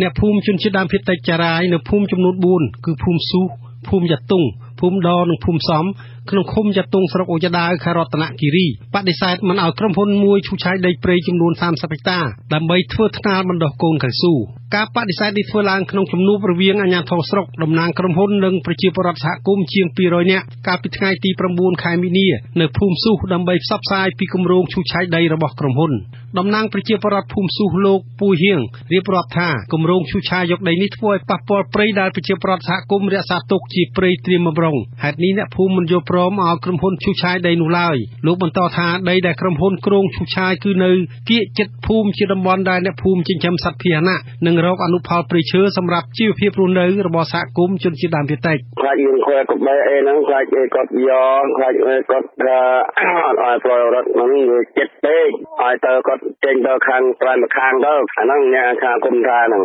ក្រសួងកសិកម្មរុក្ខាប្រមាញ់និងនេសាទបានចុះកិច្ចព្រមព្រៀងផ្ដល់ដីសម្បត្តិ7000ហិកតានៅស្រុកអូយ៉ាដាវផ្ដល់ទៅឲ្យក្រុមហ៊ុនហេងហៀបកាលពីឆ្នាំ2009ដើម្បីដាំកៅស៊ូសម្រាប់រយៈពេល70ឆ្នាំក៏ប៉ុន្តែអ្នកភូមិជនជាតិចារាយរស់នៅតំបន់នោះអះអាងថាអ្នកភូមិមិនបានដឹងពីគម្រោងផ្ដល់ដីសម្បត្តិនៅតំបន់ដែលពួកគាត់អភិរក្សនិងរស់អាស្រ័យផលព្រៃឈើនៅតំបន់នោះឡើយតំណាងប្រជាពលរដ្ឋភូមិយ៉ាតុងលោករចំហ្វឺនចាត់ទុកការផ្ដល់ដីសម្បត្តិនោះគឺមិនបានពិគ្រោះយោបល់ទាក់ទិនផលប៉ះពាល់ប្រជាពលរដ្ឋនោះឡើយលោកកត់សម្គាល់ថាជាច្រើនឆ្នាំកន្លងទៅនេះអ្នកភូមិមិនឃើញក្រុមហ៊ុនវិនិយោគអ្វីនៅតំបន់នោះទេទើបតែនៅថ្ងៃទី9ខែមីនាក្រុមហ៊ុនបាននាំយកអំណោយមានមីប៊ីចេងនិងអំបិលមកចែកអ្នកភូមិហើយប្រាប់ពីគោលបំណងឈូសឆាយដីហេតុនេះអ្នកភូមិមិនទទួលយកអំណោយដែលភ្ជាប់ជាមួយលក្ខខណ្ឌធ្វើឲ្យបាត់បង់ដីដែលអ្នកភូមិអភិរក្សនោះទេ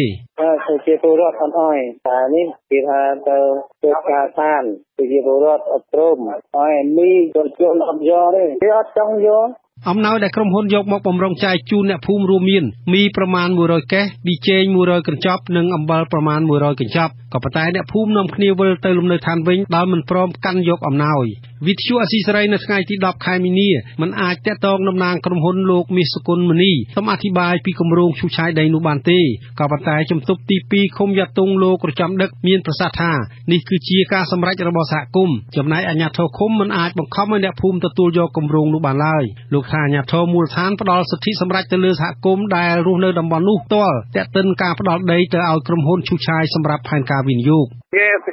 បន្ទីឃើញនៅដីនឹងប្រព័ន្ធគាត់មិនចំណេះទេគេចំណេះទេបដេតាមសហគមន៍មិនអន់គាត់ប្រធានទេ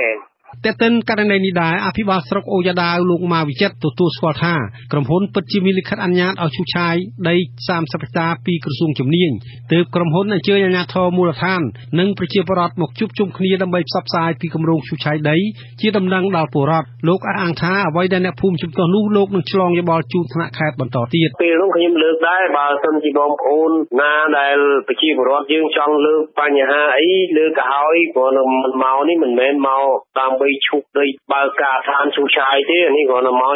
ជូនដំណឹងផ្សព្វផ្សាយជូនប្រជាពលរដ្ឋថានៅខែខាងមុខថ្ងៃខាងមុខអញ្ចឹងបងប្រជាពលរដ្ឋគាត់មិនហាមទេគាត់មានការសំណូមពរទៅខាងអាយដាមអាបាខេត្តព្រោះដីនេះវានៅជិតភូមិរបស់គាត់មានកូនចៅកាន់តែរីកកើតបន្តគាត់ចង់សុំឲ្យកូនចៅគាត់ចែកកូនចៅអីនឹងការប្រើប្រាស់ចង្កាយឬនឹងណាចំណែកនាយរងខណ្ឌរដ្ឋបាលព្រៃឈើខេត្តរតនគិរីលោកផាន់ភីនទទួលស្គាល់ដែរថាក្រុមហ៊ុនមានលិខិតអនុញ្ញាតឲ្យឈូសឆាយដីដើម្បីធ្វើថ្នាលបណ្ដុះកូនកៅស៊ូក៏ប៉ុន្តែលោកថ្លែងថានេះជាដំណឹងក្រៅផ្លូវការតែប៉ុណ្ណោះរបាយការណ៍អង្កេតរបស់សមាគមអាត់ហុកខេត្តរតនគិរីឲ្យដឹងថាបន្ទាប់ពីចុះកិច្ចព្រមព្រៀងជាមួយក្រសួងកសិកម្មកាលពីឆ្នាំ2009ក្រុមហ៊ុនហេហៀបមិនបានធ្វើសកម្មភាពណាមួយទាក់ទិនទៅនឹងការវិនិយោគដំណាំកសិឧស្សាហកម្មនៅតំបន់នោះឡើយលោកក៏សម្គាល់ថាកន្លងទៅនេះប្រមុខរាជរដ្ឋាភិបាលនិងក្រសួងកសិកម្មបានព្រមានដកហូតដីសម្បត្តិពីក្រុមហ៊ុនណាដែលទទួលដីសម្បត្តិហើយមិនបានដាំដុះលោកអំពាវនាវឲ្យក្រសួងកសិកម្មត្រួតពិនិត្យសកម្មភាពក្រុមហ៊ុននេះឡើងវិញដែរកាលណាដែលផ្ដល់ច្បាប់ឬក៏ផ្ដល់សិទ្ធិវិនិយោគទៅឲ្យក្រុមហ៊ុនណាមួយក្រុមហ៊ុនហ្នឹងត្រូវមានតបកិច្ចក្នុងការទទួលខុសត្រូវលើការដាំដុះឈូសឆាយឲ្យទាន់ពេលវេលាតាមគម្រោងកិច្ចសន្យារវាងក្រុមហ៊ុននិងរដ្ឋាភិបាលប៉ុន្តែបើសិនជាក្រុមហ៊ុនគ្រាន់តែបានអាជ្ញាប័ណ្ណឲ្យទុកចោលមិនបានធ្វើការអភិវឌ្ឍរដ្ឋឬក៏រដ្ឋាភិបាលអាចមានសិទ្ធិក្នុងការលុបក្រុមហ៊ុននឹងចោលទោះជាយ៉ាងនេះក៏ដោយប្រជាពលរដ្ឋសហគមន៍ចរាយនៅឃុំយ៉ាតុងអះអាងថាអ្នកភូមិទទូចឲ្យក្រសួងកសិកម្មកាត់ចេញដីនៅក្បែរភូមិប្រជាពលរដ្ឋរស់នៅពីគម្រោងផ្ដល់ដីសម្បត្តិនេះទុកសម្រាប់អ្នកភូមិប្រើប្រាស់ជាដីត្រៀមរងសហគមន៍ទៅថ្ងៃអនាគតខ្ញុំរដ្ឋាវិសាលវិទ្យុអាស៊ីសេរីរាយការណ៍ពីខេត្តរតនគិរី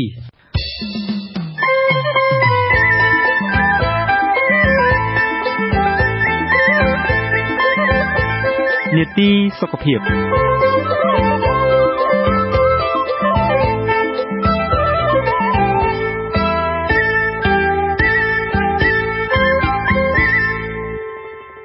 លោកអ្នកនាងជាទីមេត្រីក្រុមគ្រូពេទ្យដែលជំនាញខាងផ្នែកថែទាំសុខភាពនិយាយថាការហាត់ប្រាណការទទួលទានដំណេកនិងរបបអាហារគឺជាកត្តាសំខាន់សម្រាប់ធ្វើឲ្យមនុស្សយើងមានតុល្យភាពរវាងរាងកាយនិងផ្លូវចិត្តនៅពេលណាបាត់បង់តុល្យភាពរបបអាហារមិនត្រឹមតែផ្ដល់ផលប៉ះពាល់ដល់សុខភាពផ្លូវកាយប៉ុណ្ណោះទេ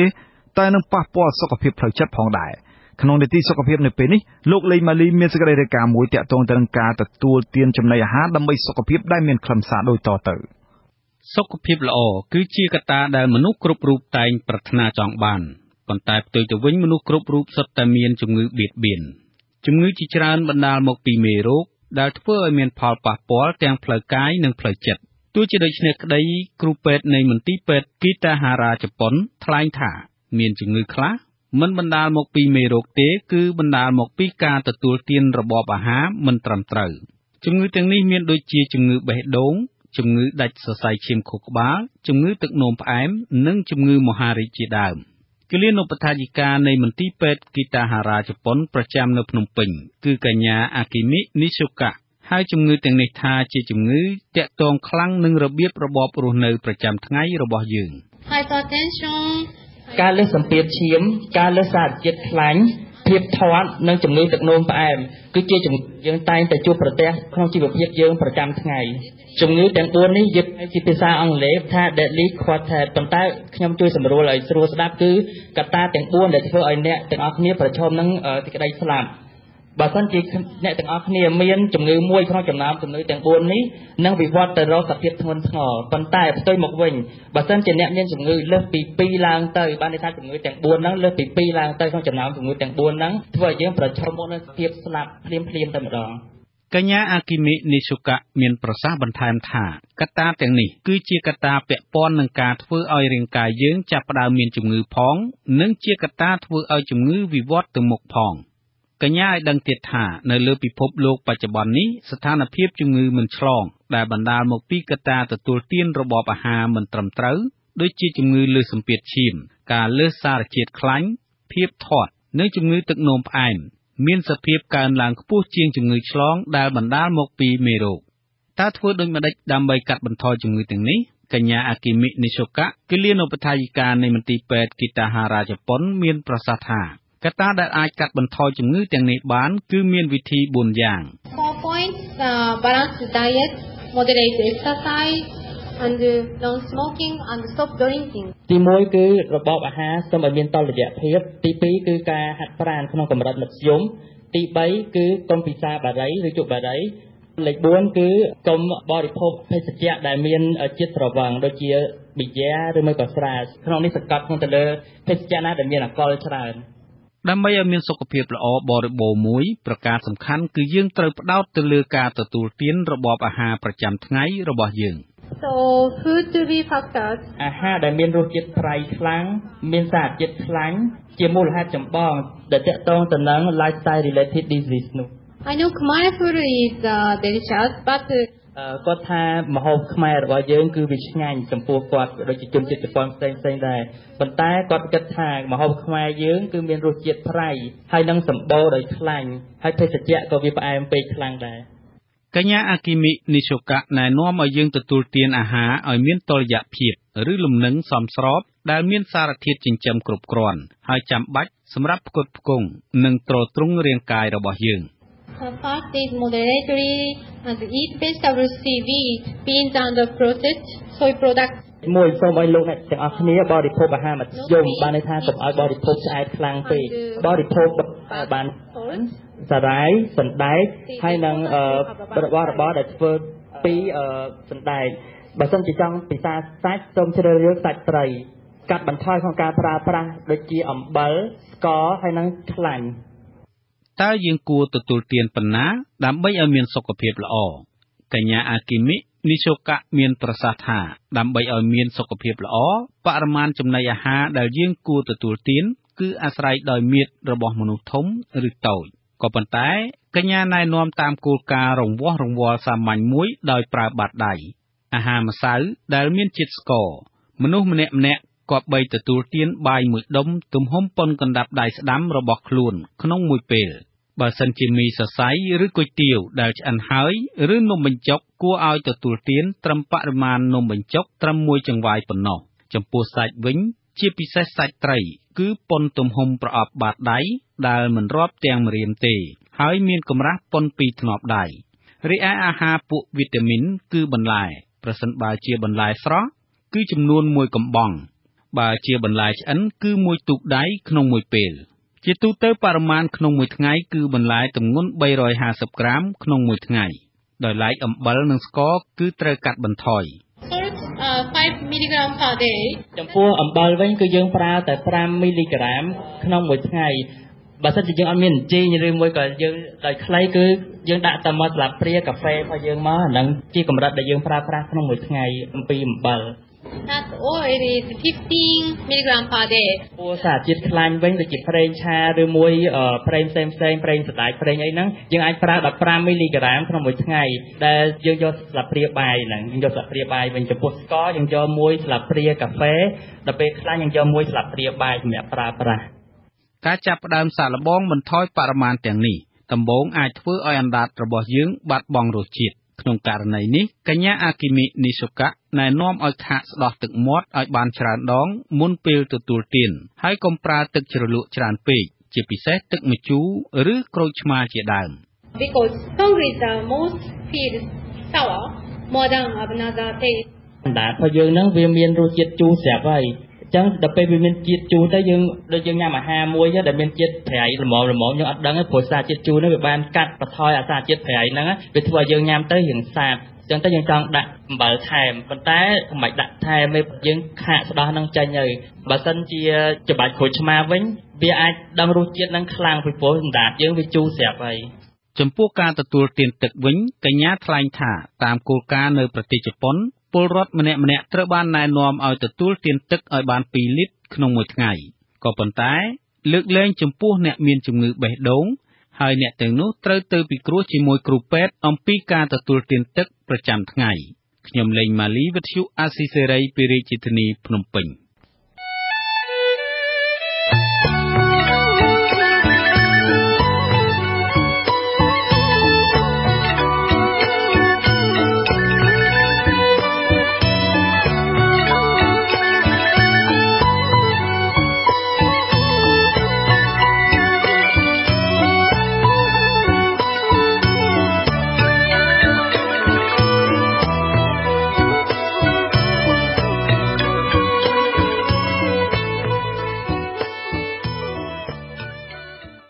ជាបន្តទៅទៀតនេះខ្ញុំបាទតាំងសារ៉ាដាសូមជូនព័ត៌មានបញ្ចប់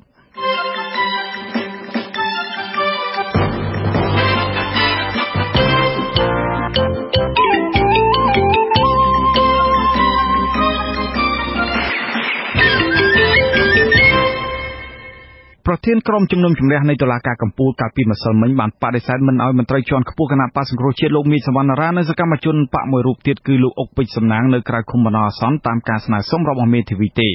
អង្គការមិនមែនរដ្ឋាភិបាលដែលឃ្លាំមើលការប្រកាសសាធិការសុំនៅក្រៅឃុំចាត់ទុកថារដ្ឋាភិបាលនៅតែបន្តលូកដៃចូលកិច្ចការរបស់តុលាការនិងជាចំណាត់ការធ្វើឡើងក្រោមការបញ្ជារបស់បកកណ្ដាលអំណាចសមាជិកមុងតញ្ញាម្នាក់ក្នុងចំណោម36នាក់ដែលប៉ូលីសខេត្តរតនគិរីចាប់បញ្ជូនទៅឲ្យអាជ្ញាធរខេត្តយ៉ាឡៃប្រទេសវៀតណាមអះអាងថាមានក្រុមមុងតញ្ញាខ្លះបាត់ខ្លួនមិនឃើញអាជ្ញាធរវៀតណាមបញ្ជូនមកលំនៅឋានវិញទេមន្ត្រីខ្លំមើលសិទ្ធិមនុស្សបារម្ភពីសុវត្ថិភាពអ្នកបាត់ខ្លួនទាំងនោះការជួសជុលផ្លូវដីនៅកម្ពុជាបានសម្រេចតែនៅភាគខាងត្បូងប្រទេសប៉ុណ្ណោះចំណែកផ្លូវដីភាគខាងជើងប្រទេសមិនទាន់បានជួសជុលសម្រេចទាំងស្រុងនៅឡើយទេកន្លងមកធនាគារអភិវឌ្ឍអាស៊ីនិងក្រុមហ៊ុនផ្លូវដីប្រទេសអូស្ត្រាលីបានរួមគ្នាជួសជុលផ្លូវដីនេះតែមានបញ្ហាជាច្រើនដែលបង្អាក់ដល់ដំណើរការមិនឲ្យសាងសង់និងជួសជុលផ្លូវនេះដោយជោគជ័យទាំងស្រុងនោះទេមន្ត្រីសមាគមសិទ្ធិមនុស្សអាត6បានហៅការបែងចែកដីរបស់អាជ្ញាធរមូលដ្ឋាននៅខេត្តកំពង់ឆ្នាំងទៅឲ្យពលរដ្ឋក្នុងបំណងប្រមូលទិញទៅឲ្យឈ្មួញឬក្រុមហ៊ុនឯកជនមិនស្គាល់ឈ្មោះនោះគឺជារឿងខុសច្បាប់ការរិះគន់នេះគឺនៅបន្ទាប់ពីតំណាងពលរដ្ឋចំនួន42គ្រួសារដាក់ពាក្យបណ្ដឹងមកសមាគមឲ្យជួយទប់ស្កាត់ការលក់ដីទិញដីនោះតំណាងពលរដ្ឋដែលមានទំនាស់ដីធ្លីជាមួយក្រុមហ៊ុនសួនមានសម្បត្តិនៅស្រុកសំពៅលូននិងស្រុកភ្នំព្រឹកខេត្តបាត់ដំបងកាលពីម្សិលមិញបាននាំគ្នាសុំកិច្ចអន្តរាគមន៍ពីក្រុមប្រឹក្សាខេត្តនៃគណៈបក្សសង្គ្រោះជាតិដើម្បីដោះស្រាយបញ្ចប់ចំនួនឲ្យបានឆាប់ការស្វែងរកកិច្ចអន្តរាគមន៍នេះកើតឡើងបន្ទាប់ពីអ្នកភូមិស្វែងរកដំណោះស្រាយពីសំណាក់អាជ្ញាធរមូលដ្ឋានអស់ជាច្រើនឆ្នាំមកហើយតែពុំទទួលបានលទ្ធផលចំនួនកាន់កាប់ដីធ្លីជិត100ហិកតានៅសង្កាត់ភ្នំពេញថ្មីបានអូសបន្លាយជាង10ឆ្នាំរហូតដល់ប្តឹងតុលាការ3ថ្នាក់តាំងពីឆ្នាំ2005មកប៉ុន្តែនៅថ្ងៃទី27ឆ្នាំ2015អัยការអមសាលាដំបងរាជធានីភ្នំពេញបានជូនដំណឹងឲ្យពលរដ្ឋ163គ្រួសារនិងអាជ្ញាធរខណ្ឌសែនសុខចូលរួមអនុវត្តសាធិការស្ថាពរលេខ75 ឆរបស់តុលាការកំពូលដែលនឹងអនុវត្តនៅថ្ងៃទី12ខែមីនា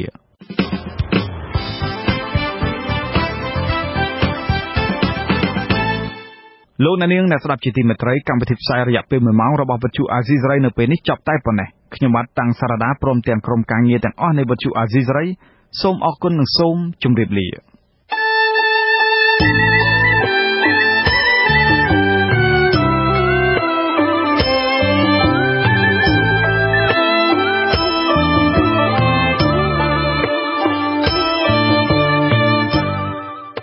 វិទ្យុអាស៊ីសេរីផ្សាយតាមរយៈរលកធាតុអាកាសខ្លីឬ Shortwave តាមកម្រិតនិងកម្ពស់ដូចតទៅនេះពេលព្រឹកចាប់ពីម៉ោង 5 កន្លះដល់ម៉ោង 6 កន្លះម៉ោងនៅកម្ពុជាលោកអ្នកនាងនឹងអាចស្ដាប់វិទ្យុអាស៊ីសេរីតាមរយៈរលកធាតុអាកាសខ្លី 11850 kHz ស្មើនឹងកម្ពស់ 25m